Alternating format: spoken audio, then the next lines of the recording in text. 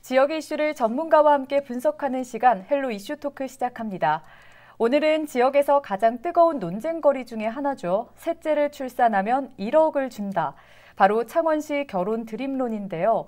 이에 대해 자세히 분석하고 패널들의 의견으로 사안을 고민해보는 시간 마련하겠습니다. 오늘 두 분 모셨습니다. 권희경 창원대 가족복지학과 교수, 이재환 청년상생포럼 대표 나오셨습니다. 반갑습니다. 반갑습니다. 네, 반갑습니다.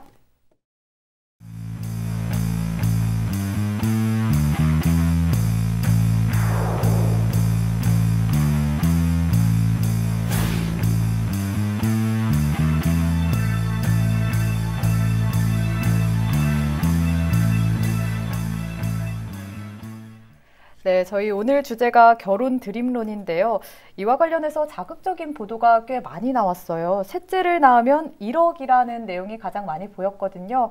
이에 대해서 여러 가지 이야기가 나오고 있는데 사실상 찬반이 뜨겁다고 보여집니다. 그래서 오늘 두 분의 의견이 더 궁금했거든요. 먼저 교수님께서는 가족복지학 학자로서 이번 찬반 논란 어떻게 보셨어요?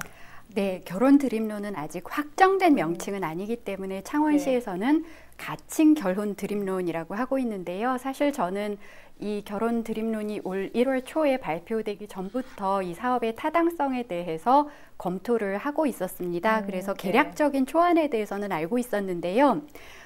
처음부터 사실 원안 그대로 시행을 한다면 사업 대상이라든지 지원 방법, 시기 이런 것들에 대해서 좀 논란이 있을 것으로 예상은 했습니다.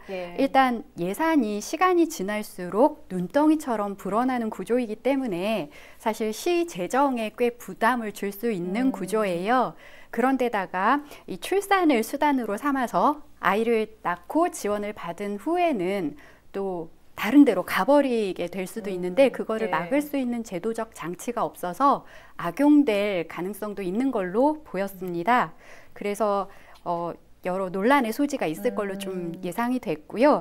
또 반대로 당장 결혼을 하고 계획을 하고 있거나 아니면 자녀 출산을 앞두고 있는 분들의 입장에서는 사실 꽤 반가운 소식일 수도 있다고 생각을 했어요. 그래서 사실 이 정책이 우리나라의 다른 어떤 기초지방자치단체에서도 시행하지 않았던 초유의 정책이거든요. 근데 우리 창원시에서 이런 정책을 헝가리 사례를 벤치마킹 했거든요. 그래서 이런 사례를 또 공부를 하고 우리 창원시에는 어떻게 적절하게 적용할 수 있을 것인가 이런 부분에 대해서 고민하고 정책을 발표했다는 점에서 저는 의미를 두고 싶습니다. 예, 그렇습니다. 오늘 이재환 대표님 나오셨는데요. 이제 대표님이 현재 정당에 소속되어 있기도 하고 또 언론사 논설위원이기도 하신데 오늘은 청년상생포럼이라는 경남의 비영리 청년단체 대표로 나오셨습니다. 아무래도 결혼이라고 하면 청년과 뗄래야 뗄 수 없는 그런 관계잖아요. 그렇기 때문에 이번 사업을 보고 많은 생각을 하셨을 것 같은데 어떻게 보셨어요? 이번 사업을 보고 좀 여러 가지 좀 생각이 들었죠. 특히 저 자체도 이제 청년 세대를 이제 만 39세가 이제 2달밖에 안 지났거든요. 지났는데 이제 저희 청년 상생 포럼 내부에서 이와 관련해서 좀 설문조사를 했습니다. 참여를 했더니 이제 아무래도 다자녀 계획을 갖고 있는 청년들은 좀 약간 긍정적이었고, 근데 결론적으로 이제 다수가 좀 부정적인 의견이 좀 많았고요. 또 특히 이제 좀 일부 이제 좀 약간 자극적인 의견을 좀 주신 분은 여성을 이제 그 출산의 도구로 보느냐라는 좀 부정적인 의견도 좀 많았습니다. 이제 지원금을 통해 이제 결혼과 출산을 장려한다는 취지는 뭐 좋습니다.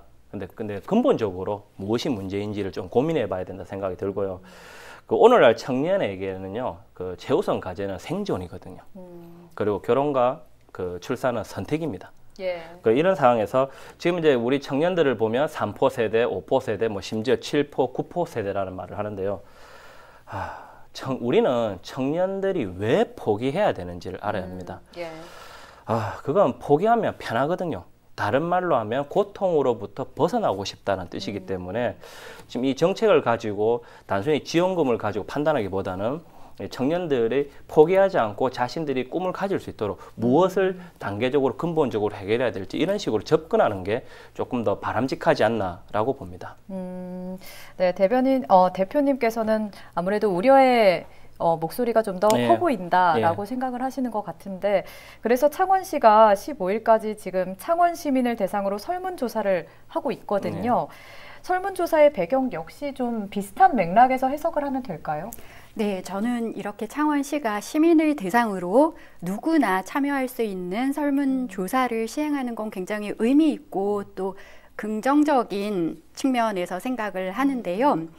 지금까지 사실 우리나라는 기관장이나 또는 그 지방자치단체장이 한번 정책을 마련하고 나면 거의 그게 최종적인 거였거든요. 그래서 아무리 시민 반대가 있다거나 이래도 형식적인 공청회 같은 거를 거치고 나서 관철을 하는 경우가 많았습니다. 그런데 이렇게 설문조사를 한다는 것은 시민의 의견을 반영해서 이 원안을 수정하고 보완할 의지가 있다는 거를 보여주고 있는 거거든요. 그래서 다양한 연령대 또 서로 다른 배경을 가진 시민들의 생각을 모음으로써 우리가 중지를 찾아낼 수 있고 또 이 가칭 결혼 드림론이 어떤 방향으로 수정되고 보완되어야 할지에 대한 방향성을 찾아 나갈 수 있을 거라고 생각합니다. 네, 오늘 화면을 보시는 시청자분들도 많이 설문조사에 참여를 해주셨으면 좋겠는데요.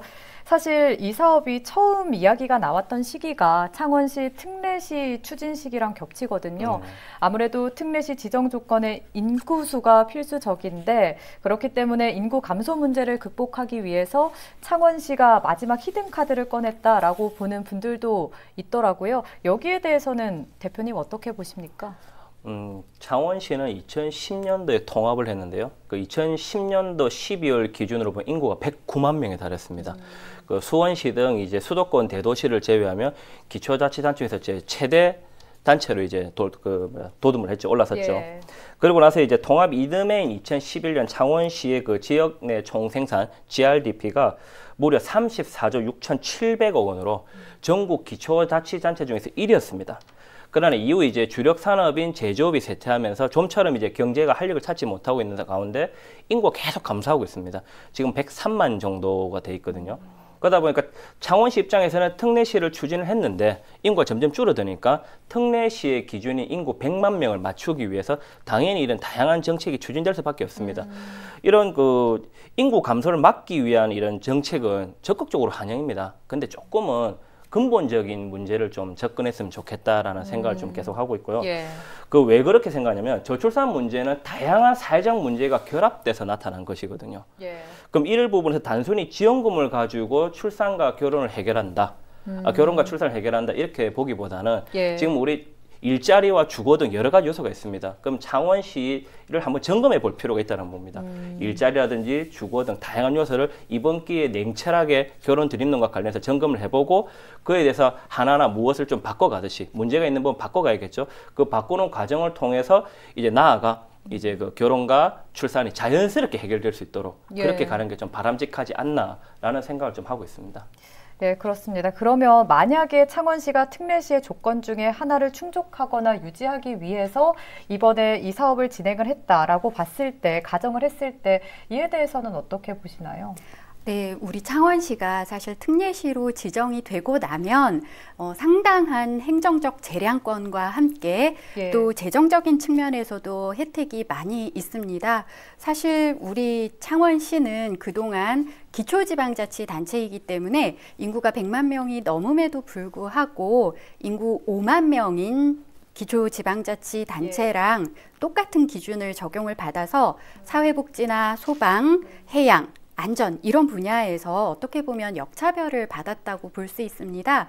예를 들어서 우리 창원시랑 인구 규모가 가장 비슷한 곳이 광역시 중에서는 울산인데요. 이 울산은 인구가 115만 명이에요. 근데 올해 예산이 4조 661억 원입니다. 그런데 우리 창원시는 올해 예산이 3조 2,626억 원이에요. 그래서 금액으로는 8천억 원이나 차이가 나고 비율로는 20% 이상 차이가 나거든요.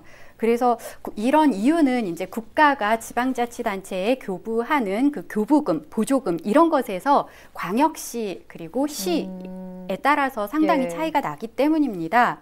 이런 점에서 본다면 사실 창원시의 입장에서는 특례시 지정 그리고 유지가 굉장히 중요한 어떤 지상 과제가 되거든요. 그렇기 때문에 지방자치단체의 장으로서 인구를 유지하거나 늘리기 위해서 어떤 특단의 조치를 예. 시행하는 거는 저는 어쩔 수 없는 선택이라고 보고요. 물론 이재환 대표님께서 말씀하신 것처럼 예. 좀 더 종합적이고 토탈 패키지 성격을 갖춘 측면에서의 인구 정책도 함께 필요할 거라고 생각을 합니다. 예, 얼마 전이었죠. 또 경남 여성단체 연합과 또 여성해당 경남도당에서 결혼 드림론을 반대하는 기자회견을 가졌어요.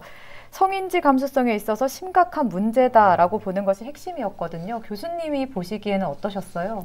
네, 반대라기보다는 염려하시는 입장이라고 생각을 해요. 예. 조금 전에 이재환 대표님도 말씀하셨지만 그런 염려하시는 입장에서의 말씀을 요약해 보자면 이 가칭 결혼 드림론이 결혼과 출산에만 초점을 맞춘 인구 정책이기 때문에 결국 여성을 출산의 도구로 삼을 수 있고 또 결국 이렇게 여성이 출산에만 집중하게끔 하다 보면은 여성의 고용 단절을 초래할 수 있다라는 것입니다. 예. 일리가 있는 지적입니다. 이 부분에 대해서는 저도 충분히 동감을 하고요.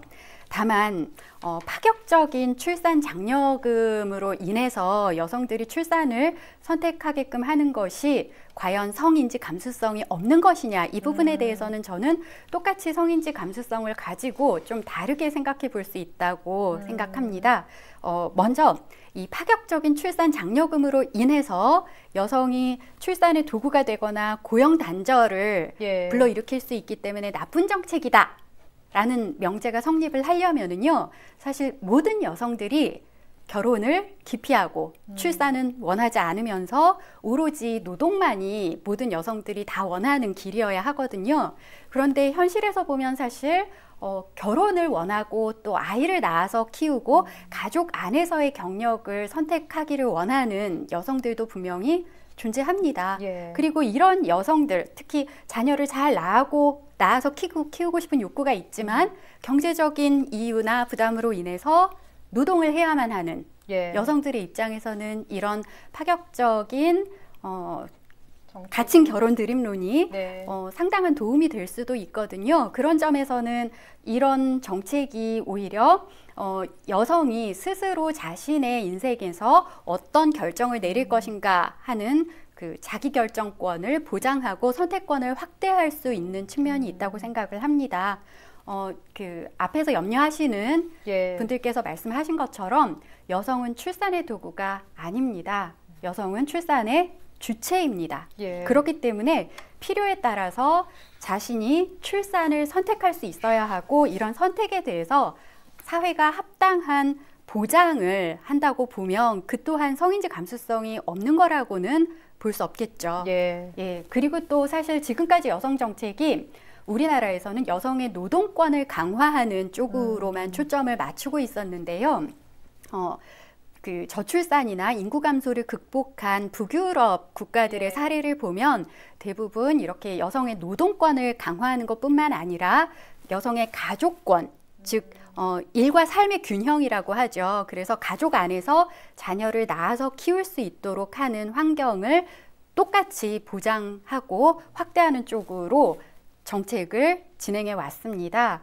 그래서 그런 점에서 저는 여성이든 남성이든 출산을 선택할 수 있는 권리를 보장할 필요가 있고 가칭 드림론은 그런 점에서 여성과 남성의 가족권에 초점을 맞춘 정책이라고 봅니다. 그래서 염려하시는 측면을 충분히 고려하되 또 이 정책이 가지고 있는 긍정적인 면에 대해서도 두루 살펴볼 필요가 있다고 봅니다. 그렇습니다. 사실 모든 문제가 저출산 시대에 이제 도래하면서 시 입장에서는 지자체가 이를 극복해야 하니까 그렇기 때문에 나온 조금은 파격적인 정책이 아닐까 싶은데요. 그러면 이제 저희가 좀 알아봐야 하는 게 결혼 드림론이 저출산 시대에 대응하는 방법으로 적합한가 이거거든요.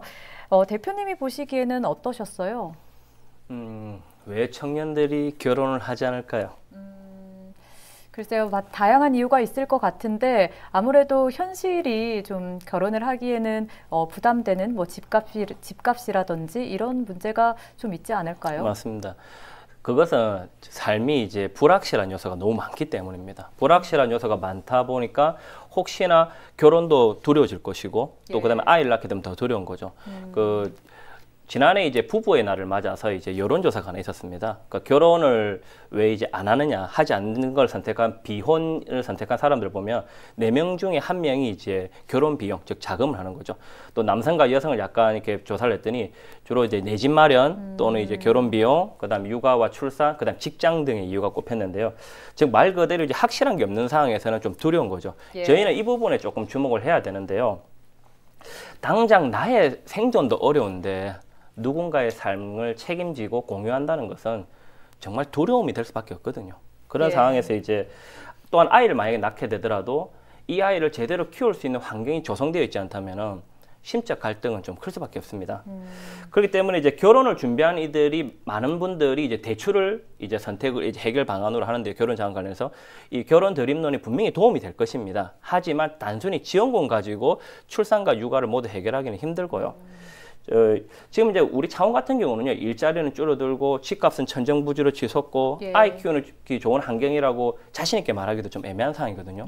그럼 이런 상황에서 결혼과 출산을 장려한다는 게 과연 맞느냐, 근본적인 문제 해결로 좀 가야 되지 않냐라는 생각이 들고요. 최근 통계청이 이제 올해 1분기 이제 합계 출산율을 발표했는데 0.88명입니다. 그만큼 아이 낳기 좀 힘든 시기거든요. 이럴 때 좀 근본적으로 좀 접근을 할 필요성이 있지 않냐라는 우려가 좀 많이 높습니다. 예, 사실 또 이제 모든 사업이 그렇겠지만 예산 문제를 살펴봐야 할 것 같은데요.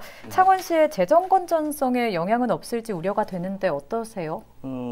지금 교수님께서 이제 용역 보고서를 하셨다라고 하셨는데 그 보고서를 보면은요, 그 매년 2,000 가족을 기준으로 이게 돈이 나가면 그 시행 첫 해에는 20억에서 이제 15년이 지나면 이제 최대 6천억 정도. 또 상환 기간이 만약에 5년 연장이 되면 9천억까지 소요될 것이라는데 창원시는 뭐 정부 지원이나 특별 기금을 가지고 해결하면 된다라고 하지만 그 외에 다른 방안이 없거든요. 자금 조달 방안이.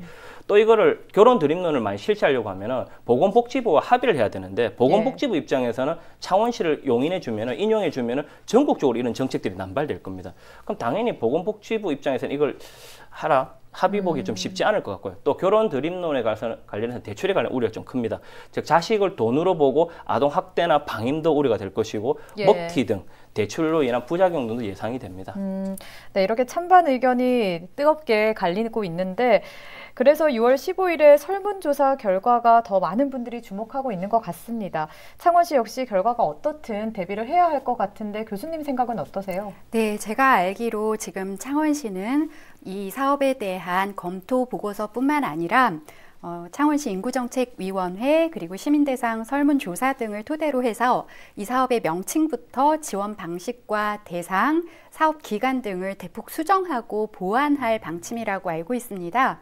처음에는 이것이 시에서 기획한 사업이었지만 앞으로 다양한 시민의 의견, 특히 정책 대상인 청년기의 여성과 남성 그리고 가족의 의견을 반영할 수 있는 시민의 정책으로 거듭날 수 있기를 기대합니다. 예. 오늘 6월 15일에 창원시 결혼 드림론 설문조사가 마감이 됩니다. 오늘 이렇게 두 분의 제언을 들어봤는데요. 이 시간이 창원 시민에게는 선택에 도움이 되고 경남 도민에게는 생각의 폭을 넓히는 기회가 됐으면 하는 바람입니다. 오늘 두 분 말씀 감사합니다.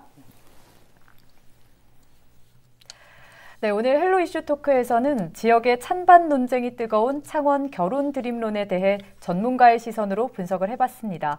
오는 15일 설문조사 결과를 헬로 이슈 토크에서도 관심 있게 살펴보고 추후 논의할 거리에 대해서는 다시 한번 짚어보겠습니다. 헬로 이슈 토크 여기서 마무리합니다. 시청해주신 여러분 감사합니다.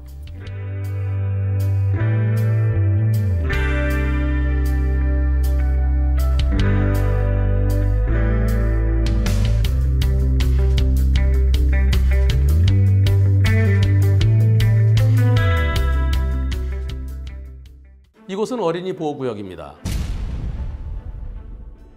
특히 초등학교 정문 앞은 어린이들이 항상 많죠. 초등학교 정문 앞에 주민신고제가 시행되고 있습니다. 어린이 보호구역에 여러분들이 불법 주정차를 한다면 여러분들의 아들, 딸들이 교통사고를 당할 수도 있습니다.